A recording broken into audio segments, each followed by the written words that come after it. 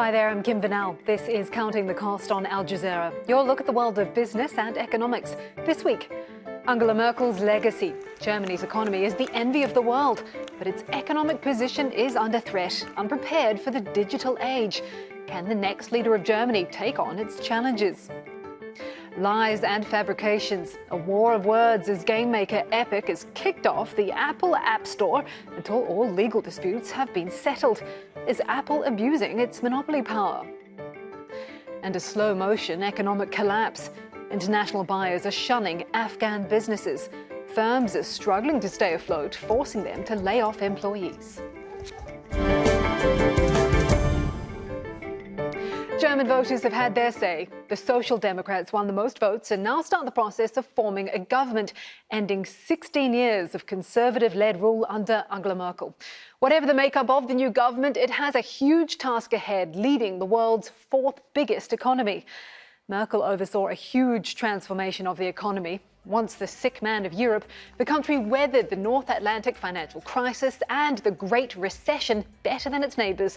For many, Germany is the envy of the world, an export juggernaut with its world-beating motor industry and the lowest debt burden of any G7 nation. And therein lies many of its problems. The auto industry for a long time dismissed Tesla as a niche and stubbornly pushed diesel. That was until the car makers admitted to cheating environmental tests. Now, Tesla is worth $766 billion. That's more than twice as much as BMW, Daimler and Volkswagen combined. As they spend billions of dollars rolling out electric cars, 215,000 jobs could be lost because there's no need for complicated combustion engines. That's almost a quarter of the number of people employed directly by the auto industry. Now, that belated investment has been reflected in other areas of the economy. While its research and development spending ranks highly, its spending on digitization, artificial intelligence and broadband has a lot to be desired. In a ranking of the world's most innovative countries seen here, Germany props up the top 10 countries. But the auto industry has also enabled the country to record trade surpluses with other countries, and that hasn't gone unnoticed by trading partners because that worsens their economic problems. But it's Germany's exports to China which are causing the most concern, leaving the country dependent on the communist country and unwilling to confront Beijing's human rights abuses. All of this trade means the country doesn't need to turn to the financial markets to borrow money to run the country. Since the financial crisis, the country has implemented a law called Black Zero, or a commitment to run a balanced budget. That's helped to keep its debt in check and has enabled Berlin to respond to the pandemic with ease compared to its neighbours. While Germans are richer than their European neighbours, the country's spending on infrastructure and green transformation is lagging behind many G7 nations. Let's discuss the challenges for the new chancellor. Joining me is Stefan Kooths, research director at the Kiel Institute for the World Economy. I'd like to start by reading you a quote, Mr. Kooths. Goldman Sachs says Germany has fallen behind in the modernization of its economy. The Deutsche Bank says Germany is falling behind as a research and innovation powerhouse. What are your thoughts on that? I would say this is only half true. If we look at R&D expenditure in the private sector and the corporate sector, there Germany still holds a very strong position. Also, the professional education system is clearly an important pillar of the economy, which is still working very well. But, and here the two quotes are correct, there are some weaknesses, in particular when we talk about the coverage of high-speed internet access, in particular in the mobile sector. There is still room for maneuver, but we also have to say that the situation there is improving gradually only, but it is improving. What impact has the Black Zero rule had, do you think, always keeping one eye on the budget deficit? The balanced budget is not hindering Germany from investing. We have seen almost record high levels of government investment being in line with the so-called Black Zero. It's a question of setting the right priorities. What is actually expanding massively in Germany are items in the budget which have a lot to do with the spending for social support programs. We are an aging population, therefore the pension system absorbs more and more funds. This is a problem, but the debt brake or the black zero is not preventing the German government from investing more aggressively if they want to. Has Germany grown too dependent on its trade with China?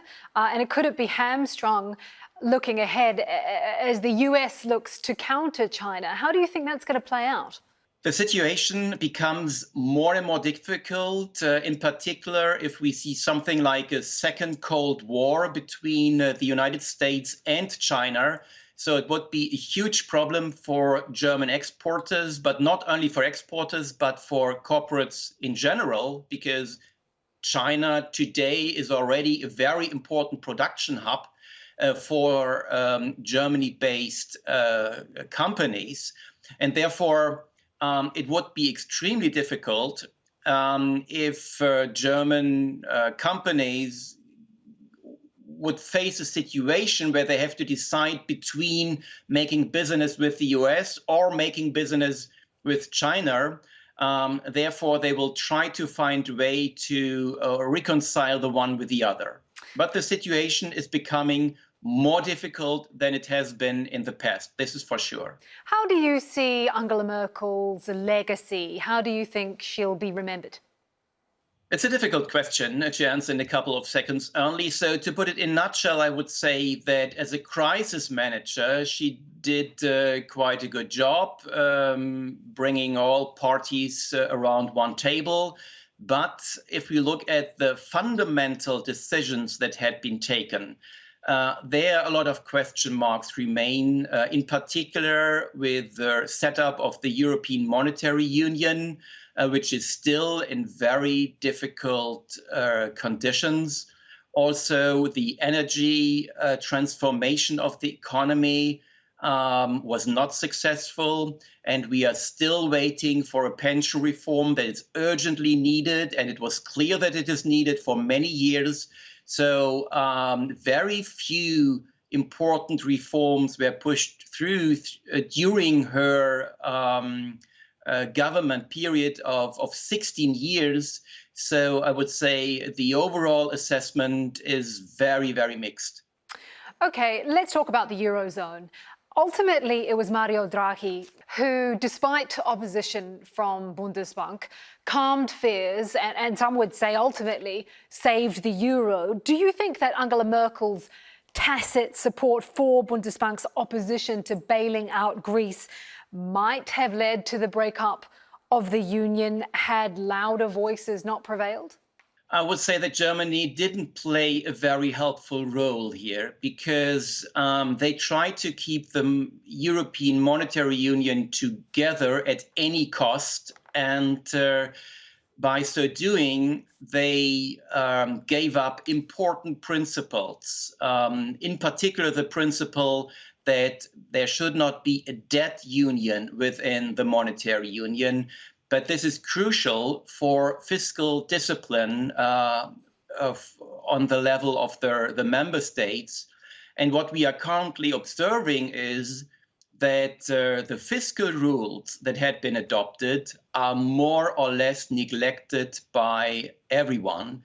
The smaller member countries are still sticking to it, but the large ones, in particular France, Italy, and others, they are more or less ignoring these rules, and it will be very, very difficult to come back to a situation or to come back to a setup of the euro area where we are playing according to rules that everyone can agree to. I would say this is the fundamental problem of the Eurozone, is that there is no consensus in monetary policy making. And actually, Angela Merkel did not really say clearly what she wanted. She wanted to kind of manage the crisis somewhat, but what she did is she kicked the can down the road without really solving their underlying problems. All right. Hey, thank you very much for your analysis there, Stefan Kooths, Research Director at the Kiel Institute for the World Economy. My pleasure. Afghanistan's businesses are fighting for their survival. International clients are staying away, and that's forcing firms to axe jobs. Charles Stratford in Kabul finds out why. Nawab Niazi sold land and a home in order to start up his textile company 14 years ago. He says he has since invested $500,000 in the factory. Both Afghan and foreign companies used to buy the clothes and scarves it makes, but business has virtually ground to a halt in recent weeks. When the Taliban took control of Afghanistan in August, the US froze nearly $10 billion of Afghan assets held abroad, and Taliban leaders were forced to restrict cash withdrawals from local banks. The Taliban government has to reopen the financial institutes so people can withdraw enough money to buy materials for their businesses. And the international community needs to soften their attitude. This stalemate badly affects everyday Afghan people. Abdul Qadir is one of the factory's few employees who still comes to work unpaid. He fought the Soviet army when it invaded Afghanistan in the 1980s.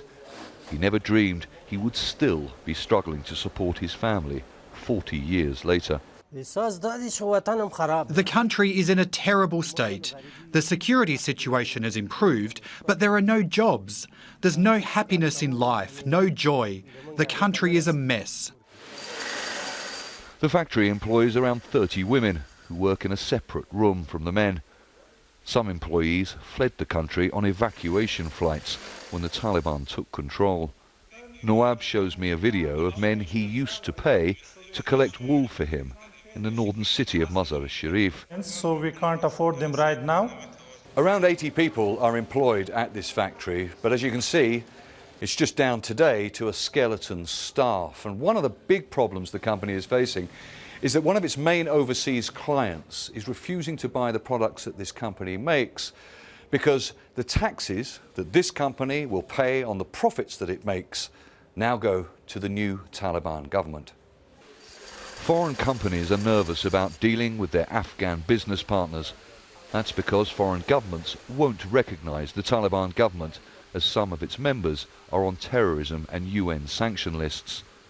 29-year-old entrepreneur Abdul Wali spent $1 million on what he says is the largest wool spinning machine in Afghanistan.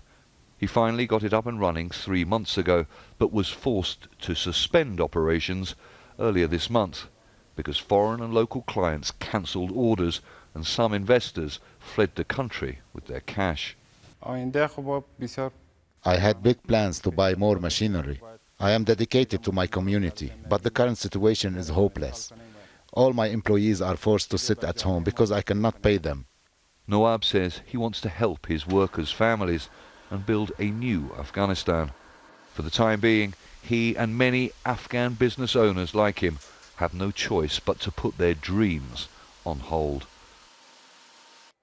Epic, the developer of the popular Fortnite game, has been blacklisted by Apple. That after Epic took Apple to court, accusing it of abusing its App Store monopoly. Epic says Apple's charges for in-app purchases are unfair. A judge largely sided with Apple, but also in a partial win for Epic, allowed developers to use their own in-app payment systems. Apple charges 30% commission from developers like Epic to use its App Store. In 2020, it made $55 billion. It stands to lose $3.5 billion from the loss of in-app payment services, which sounds like a lot, but is only 1.2% of Apple's total revenue. But for many smaller app developers, it's a matter of survival. After being kicked off Apple's App Store, Tim Sweeney, the CEO of Epic Games, tweeted, "This is another extraordinary anti-competitive move by Apple," even after the court ruled against these allegations. Sweeney has argued the reason for challenging Apple was existential because they wanted to create a metaverse. In simple terms, that's a platform for developers and users to earn more money for themselves. And with Apple taking 30%, that wasn't possible. That metaverse in some games allows people in some of the most impoverished parts of the world to make a living. Well, let's get some analysis on this now with Piers Harding-Rolls, Research Director of Games at Ampere Analysis. He joins me via Skype from London. Thank you very much for joining us here on Counting the Cost. So Apple's decision to kick Epic from its ecosystem, is that an overreaction? Hello, thanks very much for having me. I don't think so. I think Apple's within its rights, obviously, to stop Epic publishing Fortnite onto its platform while the court case is going on. That's what its position it's laid out. Obviously, in the context of the consumer, I'd love to see Fortnite back on iOS. And actually, I'm not sure we'll be waiting a huge amount of time before we see that game back on the platform. OK, is Tim Sweeney, Epic CEO, right, though, in calling Apple or saying Apple has a monopoly? No, I don't think so, actually. It's really all related to market definition. So the judge laid out a market definition, and the market that it examined in the court case was really looking at mobile games transactions as the market definition. And within that context, Apple does not have a monopoly. It has, by Apple's own data of the market, around 55% share of the opportunity in that context. So it can't be described as a monopoly in that way. Epic was trying to convince the judge that the market definition was actually more narrow than that, but it didn't convince the judge in that argument. OK, what then do you make of the court's decision? It kind of gave a win to both sides, but more in favour of Apple. Overall, I think it's a pretty resounding defeat for Epic, really. The judge, I don't think, was that impressed by the arguments that it put forward, certainly around the idea of Apple having a monopoly. The one area that Apple was identified as being anti-competitive on was in terms of its anti-steering activity. So within its app store rules, it doesn't allow developers to actually tell the users about where they can purchase outside of the App Store ecosystem or about cheaper opportunities to do that. And the judge laid out a ruling that means that it wants Apple to allow developers to do that. Do you think other developers will challenge Apple or develop their own in-app payment systems? Well, the ruling stipulates that Apple must allow developers to be able to make users aware, potentially within the app, about alternative payment mechanisms if they want to implement that. So I think some of the larger developers who already have payment solutions outside of the App Store, for example, will be able to roll that out fairly easily. Smaller developers, obviously, will have to go through the process of building up the capability to do that. I think the benefits are probably slightly exaggerated in terms of from the developer side, because there's lots of things to think about. Those additional costs of running your own payment mechanism outside of the App Store, and also things like actually pushing users to use those other forms of payment mechanism. And that, the idea that developers will do that by potentially reducing their prices, and that obviously has a knock-on impact on the revenue streams in that context. Obviously, developers are following this news very closely, but do you think Apple users are following this legal tussle? Do Apple users care? Well, I think that's a good question, because Epic really was trying to present this as not just a sort of industry-focused case, but was also saying this is good for the consumer, and obviously had this whole kind of marketing effort to paint Apple as the bad guy in the context of this court case. But I don't think the average consumer really cares about what's going on in this sort of legal wrangling.